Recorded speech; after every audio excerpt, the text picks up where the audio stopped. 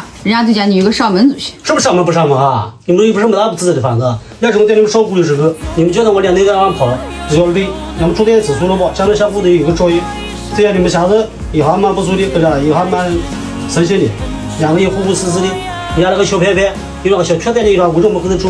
我跟你妈娘一下比较满足，对吧？人家老话讲的好嘛，一个人出去办案，出去个案都不严多人嘛，只要我们一家在一起，开开心心的，快快乐乐的，健健康康的，这什么都强。